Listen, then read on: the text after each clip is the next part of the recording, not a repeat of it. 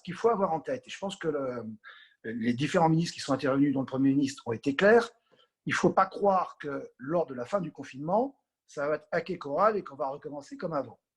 Dans tous les cas, il y aura une période de déconfinement qui va être assez longue, et si on juge sur les autres pays qui y sont déjà passés, on peut imaginer que c'est au minimum jusqu'à l'été, jusqu'au mois de juin.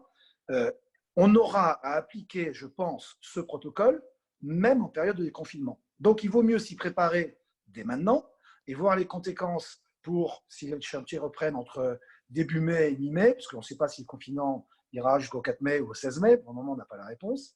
Mais en tout cas, même si on part du principe qu'on reprend le 4 ou le 16 mai, à la fin du confinement, ce protocole, il faudra quand même le mettre en œuvre parce qu'une grande partie du protocole restera. C'est-à-dire que tous ceux qui sont testés comme ayant été protégés parce qu'ils ont eu déjà la maladie, bon, eux, ils n'ont pas de problème, ils peuvent reprendre normalement. Mais pour tous les autres qui, eux, n'ont pas été infectés par le virus, dans tous les cas, tant qu'il reste un cas de contamination en France, ils auront l'obligation de se protéger.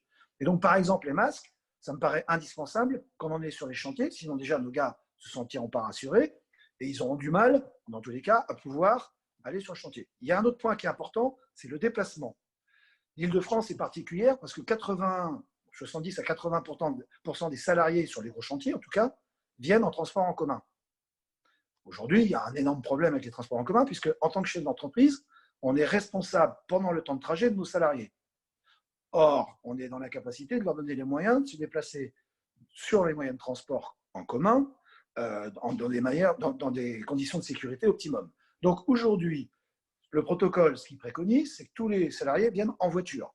Et on ne peut pas être à deux sur une même banquette. C'est-à-dire que ce qui est marqué dans le protocole, c'est que s'il y a une voiture, il y a une seule banquette, par exemple une Kangoo, et on peut avoir qu'une personne dedans.